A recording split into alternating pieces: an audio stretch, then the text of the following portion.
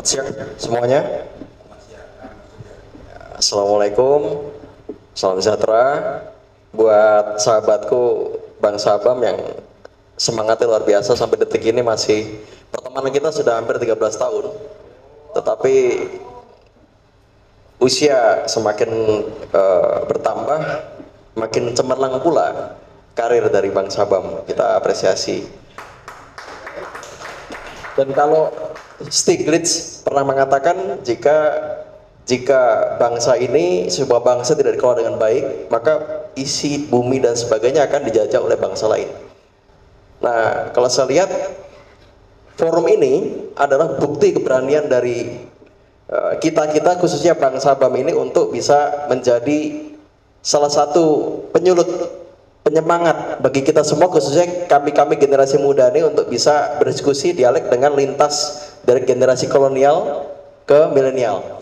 Jadi saling bagaimana ada irisan di tengah bisa menjadi satu diskusi yang dialektik yang menarik menurut saya. Nah, kita beri tepuk tangan kepada tim Garis dan Pak Ketut. Dan saya apresiasi sekali bisa ketemu dan akhirnya bisa ketemu dengan sosok fenomenal juga Bang Rekson Silaban, yang saya ucapkan selamat sampai detik ini sudah 31 tahun berdiri Serikat Buruh. Dan kemarin harusnya genap 30 tahun itu saya harusnya ucapkan, tetapi 31 ini saya ucapkan, dan semoga tetap menjadi organisasi independen, menjadi organisasi yang menjadi harapan buruh ke depan, tidak terkontaminasi oleh kanan terlalu kanan, tetapi tetap memperjuangkan kiri. Bagaimana kita bisa ada di tengah, menjadi bukan politik klasik tetapi politik yang kontemporer, artinya politik yang membangun ke depan. Nah, sesuai dengan prinsip karya kekaryaan Golkar ini adalah karya kekaryaan. Bagaimana tetap membangun, tetap terus membangun dari awal sekretariat Golkar, terus berjuang untuk pergerakan hingga akhirnya kini menjadi salah satu partai yang menurut saya ya harus benahi. Karena sekarang sudah mulai arah-arahnya, ya tentu saja perlu ada perbaikan, pembenahan dan sebagainya untuk memunculkan sosok-sosok pemimpin masa depan yang bisa mantap menjadi capres ke depan.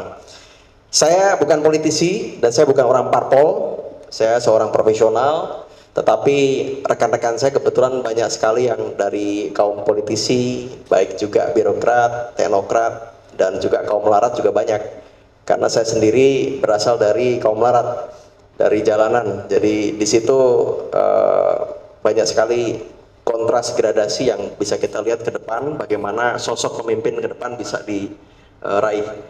Dan ini saya akan bicara di era digitalisasi sekarang, karena ini sangat penting sekali era sekarang, melihat perkembangan sekarang sudah ugal-ugalan Bang Rekson. Kita tidak bisa menghentikan lagi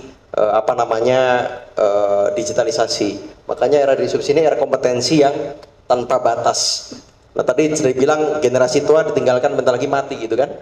Tetapi menurut saya elit globalnya cukup pintar bagaimana menurunkan tingkat resiko food security dengan mengadakan adanya pandemi.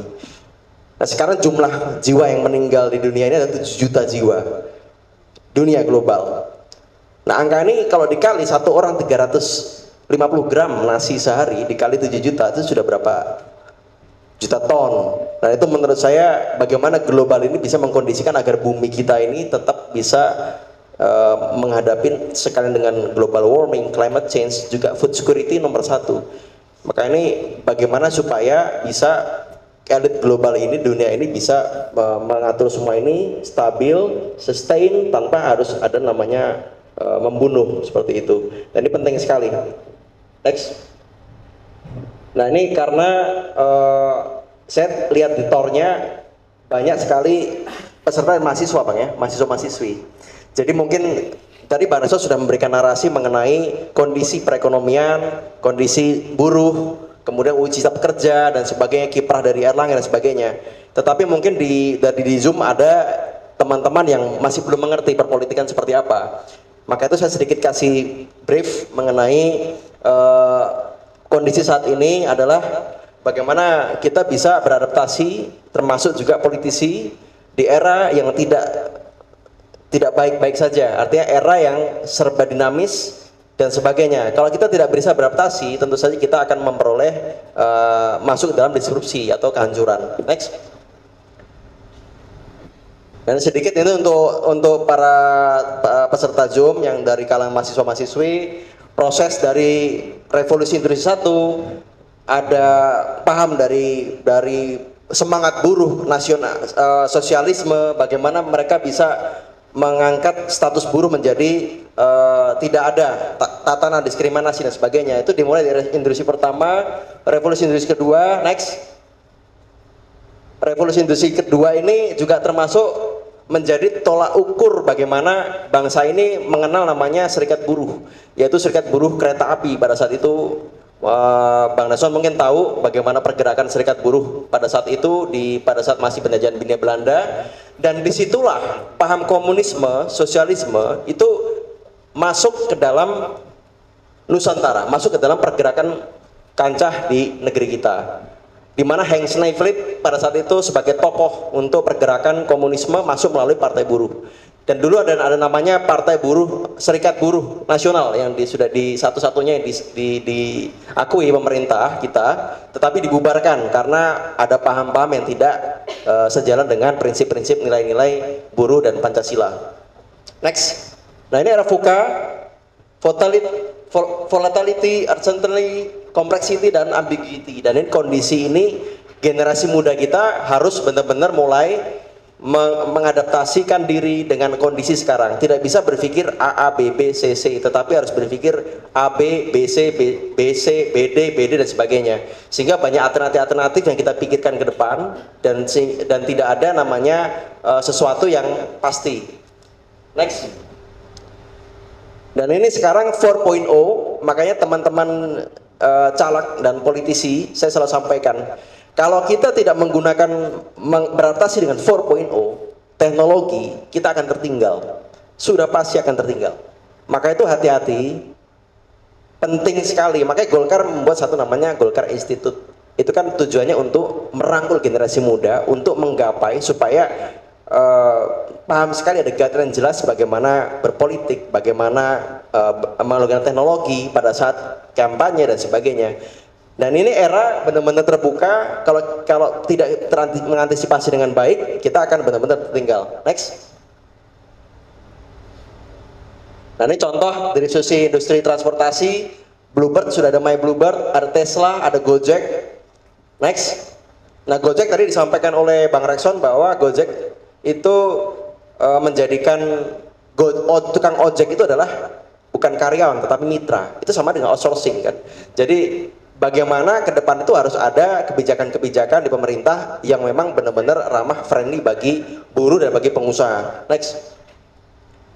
AI sekarang lagi digadang-gadang, artificial intelligence, dan ini lagi-lagi sistem global sudah berubah menjadi lebih terbuka, menjadi lebih banyak tantangan. Karena itu perlu ada namanya landasan atau formula bagaimana ada payung hukum yang jelas bagi digitalisasi. Itu penting sekali, karena kalau tidak kita akan masuk ke dalam dunia yang dimana kita tidak tahu, dan lagi-lagi kita terjebak pada era-era yang kurang baik bagi pembangunan bangsa ini. Next. Nah, ini kita sudah, sekarang saya masuk slide di mana masuk ke berbau-bau politik. Jadi IT itu sudah membuat 1000 tahun menjadi besok, di mana sesuatu kekayaan itu makin terkuras habis, bumi, isi, hutan dan sebagainya itu makin terkuras habis dengan adanya IT. Maka itu penting sekali kita ini benar-benar antisipasi ke depan 2030, 2035, 2040, 2045 dengan visi Indonesia Emas 2045 harus memasukkan unsur-unsur digitalisasi IT, masuk format dari postur dari artificial intelligence, kemudian dari teknologi dan sebagainya, itu harus diantisipasi dari sananya. Kalau tidak, ini lagi-lagi kita masuk dalam periode kedua di mana luar tetap akan menjajah kita dengan cara yang baru. Nah, ini harus diantisipasi karena sesuatu yang strategik itu ukurannya sekarang hanya besok. Itu bukan 10 tahun lagi, bukan 20 tahun lagi seperti zaman dulu awal-awal peradaban kita di revolusi industri ketiga. menuju ke 4 itu masih ada 40 tahun, masih ada hari esok. Tetapi sekarang sudah nggak ada lagi waktu itu. Next. Nah, ini dasar-dasar pemikiran tentang akselerasi pembangunan 25 tahun oleh dulu ada Ali Murtopo, itu membuat akselerasi pembangunan 25 tahun. Tetapi konteks dari pemikiran-pemikiran beliau, Ali Murtopo, pada saat awal sekretaris Golkar bersama dengan 7 ada Kino, itu sekarang dihantam dengan arus digitalisasi 4.0, sehingga sudah tidak memadai lagi, karena peradaban modernisasi itu sekarang bukan lagi kepada ya orde baru pada saat itu kan, karena seminar yang diadakan oleh Angkatan Darat dan di situ memunculkan ada namanya orde baru untuk memperbarui semua dengan kalangan-kalangan yang ada di Kino, unsur-unsur yang ada di Sekretariat Golkar. Dan untuk itu ini penting banget perubahan besar-besaran saat ini, globalisasi, dan orang-orang yang dulu sudah membangun bangsa dan negara ini itu harus disusul dengan generasi muda sekarang kita ini, pemilih-pemilih kita ini harus mengerti benar manfaat dari kondisi dan situasi yang sekarang lagi terjadi, yaitu tren digitalisasi. Next. Nah, ini ada yang tahu sosok ini? Ini namanya Suwardi. Suwardi itu orang Jogja. Dia adalah orang yang mencetuskan namanya tiga kekuatan, yaitu next ini ing ngarso sung tuloda, ing madio mangun karso tuturi handayani.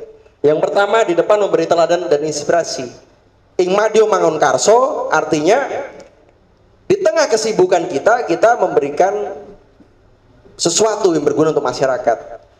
Nah, tuturi handayani di belakang kita memberikan dorongan dan motivasi untuk masyarakat sosial seperti itu. Nah, tapi yang terjadi sekarang, apa yang terjadi? Bukan ingarso sungtrodo lagi, tapi ingarso mendem bondo. Artinya di depan memendam harta, mencari harta. Lihat politisi-politisi sekarang kan, banyak di depan bukan menjadi teladan, tetapi mencari harta sebanyak-banyaknya. Dan kedua, ing madio mangun karso, bukan lagi di tengah kesibukan memberi kontribusi, tapi ing madio mangan konco. Jadi di depan satu sama lain itu saling makan teman. Si A sama si B, B sama C, C sama D, dan seterusnya, makin ruwet. Yang terakhir, tuturi handayani. Nah, di belakang bukan memberi bimbingan, tetapi di belakang tuturi golek rai. Jadi di belakang mencari muka. Nah, ini harus hati-hati. Founding father kita, contohnya Suwardi Ki Hajar Dewantoro pada awal 1900 sampai 1020-an membangun taman siswa asalnya dari cuma diskusi Selasa Kliwon, diskusi di Jogja, dan dia berguru R.A. Kartini, dari Ki Hajar Dewantoro, Cipto Mangunkusumo, belajar satu guru namanya Soleh, Muhammad Soleh dari Semarang. Dan ini menunjukkan bahwa pergerakan itu sudah ada dari dulu. Awal-awal itulah pergerakan murni, di mana tidak ada kepentingan pribadi. Hingga terus hingga akhirnya muncullah bagaimana bisa membangun negara ini dengan konteks ideologi kontemporer, bukan politik klasik lagi. Next. Nah, ini sosok dari Citra tadi yang saya sampaikan yang digagas oleh Ki Hajar Dewantoro adalah sosok yang berbaju putih, yaitu Erlangga Hartarto. Karena yang saya lihat, beliau ini adalah sosok yang pintar, lulusan Australia, ya, juga beberapa ketum dia mengisi menjadi pimpinan di berbagai organisasi, dan 2 periode di Jokowi. Kemudian dia juga baik orangnya dan sebagainya. Tapi perlu diingat, di politik itu baiknya nggak cukup. Nanti perlu ada logistik.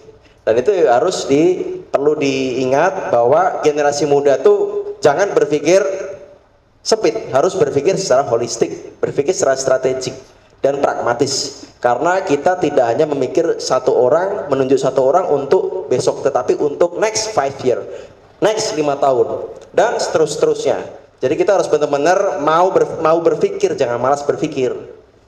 Nah tadi konteks dari yang disampaikan oleh teman-teman itu soal lengser dan sebagainya itu ya normal dalam berpolitik seperti itu. Ya siapa yang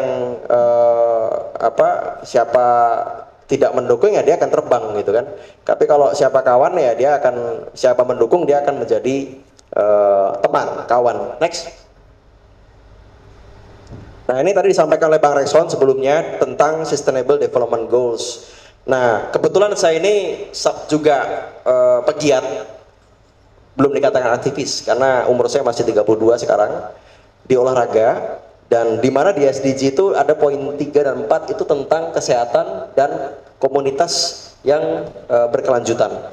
Jadi dua poin ini memang menjadi isu penting sekali, dan saya melihat di Erlangga Hartarto itu memiliki keseriusan, memiliki semangatnya berupa konsisten yang terus-menerus dilakukan, dan dia mengerti bahwa olahraga itu menjadi isu strategik, menjadi penting sekali ke depan, karena tanpa masyarakat yang bugar kita tidak akan bisa menghadapi tantangan-tantangan seperti pandemi, COVID-19 dan sebagainya.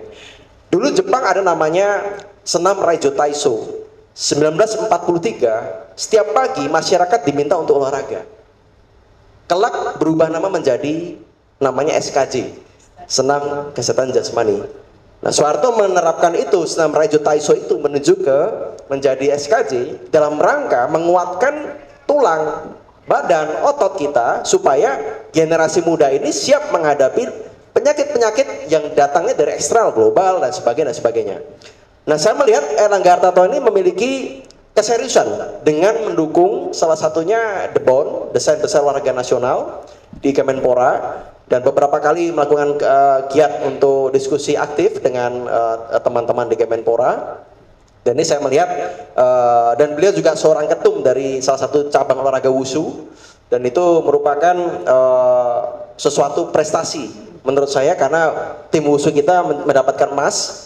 Dan itu saya melihat bahwa dua pilar ini beliau cukup konsen di sini. Nah, ini nilai plus dari Erlangga Hartarto. Next.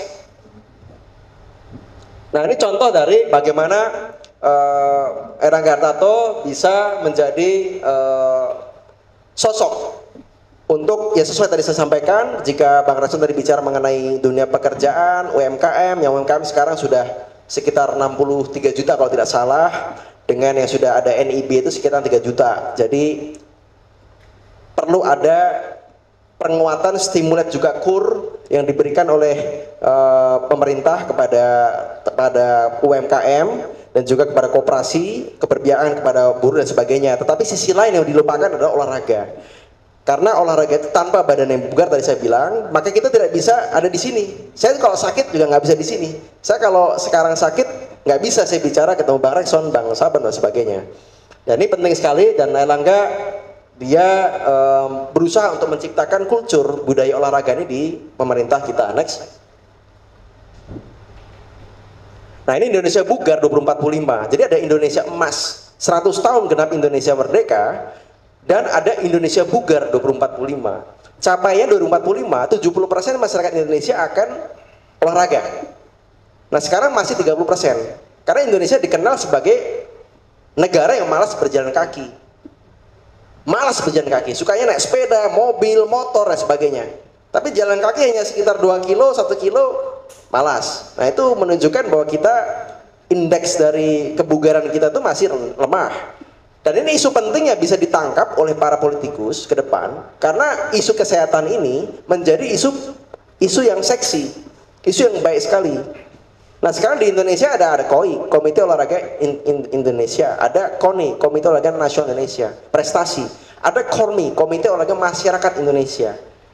Nah, masing-masing punya peran. KORMI untuk olahraga masyarakat, ada poco-poco, ada pencak silat, ada BMX, ada line dance, ada yoga. Kalau prestasi ada sepak bola, mahal. Kalau sepak bola dananya 2 triliun tapi yang sehat cuma 11 orang. Tapi kalau agama masyarakat, senam, low budget tapi yang dampak sehatnya banyak, luar biasa. Dan ini menjadi isu penting sekali. Mungkin dari generasi muda melihatnya isu-isu seperti ini yang mungkin ke depan akan harus diambil pada bacalak atau para politisi agar benar-benar mengetahui kondisi global itu seperti apa dan mengantisipasi gimana, preventifnya gimana. Jadi selama ini cuma mitigasi aja, penyakit mitigasi, penyakit mitigasi. Jadi kalau kita tidak prevent, ke depan ada endemi global lagi, kita tidak bisa berbuat apa-apa, akan lumpuh total. Next. Nah ini, ideologi sekarang ideologi karya, bukan ideologi klasik, ideologi kontemporer yang kini membangun kolaborasi diutamakan. Jadi saya harap Golkar bisa maju ke vertikal, jadi untuk menjadi, kalau bisa menjadi oposisi, gitu kan? Karena saya melihat begini, next. Nah, karena ketika organisasi makin besar, contohnya buruh dan sebagainya, menjadi korporat atau kooperatis, itu pasti akan bicara logistik yang menjadi penting. Dan itu menurut saya harus dipikirkan itu dari sekarang, next. Karena ini, nah, Jalan Jenderal Sudirman Tamrin itu tidak terlalu butuh jabatan atau gelar, hanya butuh kenyamanan berusaha dan prospek masa depan. Ini sangat bisa dimanfaatkan Golkar untuk membangun karya-kekaryaan di berbagai profesi. Jadi kita harus paham kalau dunia industri itu membutuhkan kenyamanan berusaha. Juga buruh juga mengharapkan adanya keberpihakan kepada mereka. Makanya kalau bisa ada di tengah, bagaimana sosok dari Erlangga Hartarto itu dengan kebaikan, segala kebaikan dia, prestasi dia, reputasi beliau, kredibilitas, agilable dia menjadi seorang pemimpin sebagai ketum Golkar, itu bisa mengetahui kondisi ini, bagaimana bisa mengakselerasi agar semuanya bisa mendapatkan hasil. Nah kalau kita lihat kenapa selama ini Golkar itu tidak pernah bisa muncul satu presiden yang benar-benar bisa luar biasa gitu, karena bukan hanya menjadi orang baik cukup, tapi hanya harus butuh berpikir juga logistik, kemudian juga berpikir juga mengenai keberpihakan. Nah kemudian juga yang paling penting itu next. Nah ya ini poros keempat. Jadi kalau saya melihat sebagai generasi muda itu kalau bisa sangat menarik jika ada poros keempat, di mana Airlangga Hartarto maju dengan PAN. Apakah ada logistik yang disiapkan atau enggak dan sebagainya. Nah ini dengan dari sini itu Airlangga Hartarto akan memiliki ruang, akan memiliki tempat untuk bisa tampil dengan segala kebaikan beliau, dengan segala kekuatan beliau. Dan ini akan sangat menarik jika ada 4 poros, Ganjar dengan wakilnya, Anies dengan wakilnya, kemudian juga ada satu lagi Prabowo dengan wakilnya, dan satu lagi Erlangga Hartarto dengan wakilnya. Ini menurut saya menarik ke depan itu dilakukan.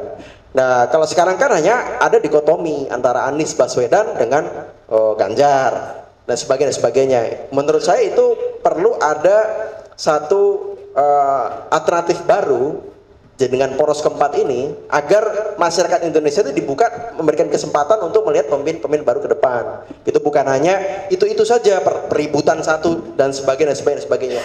Karena semua ini kan bicara mengenai logistik. Kalau Erlangga Hartarto maju ke depan, maju ke Gerindra misalnya, tentu saja apa ditanya, yuk bisa kasih duit berita berapa ke Gerindra. Kalau masuk ke PDI juga ditanya juga, juga bisa kasih duit berapa kita ke PDI gitu kan. Tetapi kalau menurut saya di tengah kita harus bisa masuk, kalau bisa menjadi poros keempat bekerja dengan PAN. Nah di situ ada kesempatan baik untuk Erlangga Hartarto ke depan untuk tampil di masyarakat menjadi sosok dengan segala kebaikan beliau. Nah uangnya bisa diarahkan ke situ, logistik bisa bantu-bantu di situ begitu. Nah kalau saya melihat seperti itu. Next. Nah ini pada kesimpulannya, generasi muda harus bisa melihat secara holistik, strategik dan pragmatis, tetapi up to date dengan perkembangan zaman. Jadi generasi muda dengan segala kekurangan dan kelebihannya yang lajunya sangat cepat, itu harus benar-benar bisa melihat ke belakang, sejarah, histori. Tidak perlu mengenali sejarah, tetapi tahu peradaban zaman. Minimal dari era zaman Ki Hajar Dewantoro, pendidikan proses bagaimana muncul gerakan-gerakan partai pada saat itu, Indonesia merdeka, Orde Baru dan seterusnya, sehingga akan menjadi utuh. Lihatnya secara holistik, gitu. Secara holistik, bukan kalau sekarang kan hanya sepotong-sepotong saja, sepotong, ada isu digoreng, ada isu digoreng. Kalau begitu terus kita tidak akan maju. Nah ini tugas-tugas dari parpol untuk bisa membuat institusi-institusi untuk menyekolahkan generasi muda ini agar paham berpolitik, agar paham bagaimana berproses, beradab, agar tahu memilihnya, agar tahu caleg ini seperti apa kredibilitasnya. Dan itu sangat penting. Tetap saja kembali lagi, di antara orang Batak ini saya orang Jawa, tetapi saya bilang ke Bang Sabam, saya Bataknya Batak waspada, walau sedikit tapi ada. Nah itu, jadi saya bisalah bergaul colek-colek Pak Ketum dari tim garis ini untuk bisa berdiskusi sekarang. Ya ini mungkin dari saya itu, makasih. Jadi intinya Erlangga baik, tetapi kita perlu ada alternatif tim garis kalau bisa memberikan suara-suara rekomendasi-rekomendasi untuk beliau ke depan, agar beliau juga memahami ada dukungan-dukungan moral lah dari tim garis ini ke depan, ada sedikit coret-coret diserahkan ke beliau agar beliau juga bisa, oh ternyata ada loh nih gerakan-gerakan di masyarakat ini yang masih peduli dengan harapan-harapan beliau untuk menjadi capres. Makasih. Tepuk tangan untuk Bung Gema Sesmita. Terima kasih Bung. Saya ada beberapa pertanyaan yang terkait dengan kondisi anak muda sekarang. Seperti yang kita ketahui, anak-anak muda sekarang itu bisa disebut kayak gen strawberry ya, yang di luarnya itu sangat mulus, cantik, menarik, tapi rapuh di dalam. Ketika dipencet dikit aja dia sudah hancur. Kira-kira bagaimana tantangan kedepannya ketika nanti anak-anak muda ini secara umum mempunyai mental yang seperti itu, yang sedikit-sedikit healing lah, sedikit-sedikit anxiety seperti yang terjadi di masa sekarang ini, Bung? Silakan, Bung. Kalau saya kurang tahu, saya tidak punya TikTok sampai sekarang. Saya umur 32 sekarang, tidak punya TikTok, dan saya tidak tahu apa guna TikTok. Tetapi saya mendukung gerakan-gerakan organisasi olahraga untuk menggunakan TikTok sebagai media promosi. Karena itu penting dan tepat. Jadi semua yang kita bicarakan ini adalah berbicara tentang dua hal, efektivitas dan efisiensi. Apakah efektif atau kalau efektif apakah efisien? Kalau efisien apakah efektif? Jangan sampai terlalu idealisme efektif, tetapi tidak efisien, ongkosnya berat. Nah kita berharap tadi kita menemukan sosok yang dicintai rakyat dari hati. Jadi cinta mati rakyat dengan pemimpin itu. Kalau masyarakat cinta mati dengan pemimpin sosok capres atau caleg, maka otomatis ekuivalen dengan logistik akan rendah. Contohnya 1 Megawati, itu rendah sekali logistiknya, karena dicintai mati, cinta mati rakyatnya. Dan ini penting sekali pemahaman ini, dan kita berharap Erlangga Hartarto ke depan itu menjadi sosok yang dicintai rakyat, sehingga tentu saja tidak ada pemborosan angka di situ gitu. Nah kalau ada pemborosan angka berat, balik modal dan sebagainya. Nah kenapa Sandi Uno, kemudian ada lagi beberapa calon lain-lain itu bisa maju dan sebagainya? Karena dicintai rakyat gitu. Dia udah membuat personal branding yang sedemikian rupa sehingga ada di satu titik di mana masyarakat cinta dengan dia. Nah itu otomatis tadi rumusnya cuma sederhana. Menjadi pemimpin yang dicintai, logistik akan rendah, dan ini pasti dihitung-hitung oleh parpol gitu loh, pasti dihitung-hitung gitu. Nah makanya ini sebenarnya soal logistik aja. Jadi si A masuk di partai ini menjadi poros 1, poros 2, poros 3, poros 4 dan sebagainya. Semua ini kan ujung-ujungnya kan kecuan gitu loh. Jadi semua itu adalah doa, dorongan dana. Tapi kalau nggak ada doa nggak jalan gitu. Idealisme ya hanya sifatnya sebagai membungkus yang cantik seperti itu. Nah generasi muda tadi saya sampaikan harus peka, harus bisa bilang stop pada namanya gadget, harus bisa mengontrol digitalisasi. Karena kita scroll IG lucu-lucu gitu, lama-lama tidur gitu kan. Mungkin Mbak moderator juga bisa sekarang begitu juga gitu loh. Iya. Nah itu kan berarti ada tren di mana kita shifting, landscape-nya sudah berubah, dan itu harus diantisipasi. Yang kedua mentality, itu harus dari orangnya. Itu harus dari orangnya dan lingkungan. Kalau saya memang dari dulu memang tinggal di jalan gitu, artinya di terminal, stasiun, dan saya merantau, dan memang ketika saya masuk di dalam zona kayaknya saya bingung gitu, kenapa saya harus begini gitu kalau bisa melakukan hal produktif. Makanya saya lebih senang melakukan organisasi, masuk di organisasi, kemudian membuat aksi sosial, kemudian olahraga dan sebagainya, daripada kita coba bengong bermain gadget. Nah semua itu tergantung dari diri kita sendiri. Makanya generasi muda sekarang itu harus paham bahwa Tuhan sudah memberikan kita 5 panca indera. Dengan ada hipotalamus, ada dopamin, ada prefrontal cortex. Semua bekerja dengan baik, sempurna. Kalau kita nggak manfaatkan badan kita ini dengan baik, kita namanya menzolimi apa yang sudah Tuhan berikan kepada kita. Maka itu kita harus benar-benar, generasi muda harus benar memanfaatkan apa yang Tuhan sudah berikan kepada kita dengan cara apa? Sebaik-baiknya. Kalau nggak seperti tadi kata Stiglitz, akan dijajah. Bayangkan kalau kita punya pikiran dijajah, yaitu kita dijajah sekarang ya dengan cara handphone, gitu kan? Nah makanya kita harus bisa mengontrol diri, khususnya keluarga, parenting dan sebagainya, bisa benar-benar controlling putra putrinya. Apalagi sekarang tadi disampaikan ada artificial intelligence, itu semua tuh yang tidak mungkin menjadi mungkin sekarang. Kemudian juga pola, kemudian juga namanya kuantitatif, kualitatif, survei-survei seperti itu nanti pakai artificial intelligence semua. Itu sudah pasti hasilnya lebih akurat. Nah, itu bahaya. Makanya ini harus benar-benar diantisipasi dari sekarang. Ya.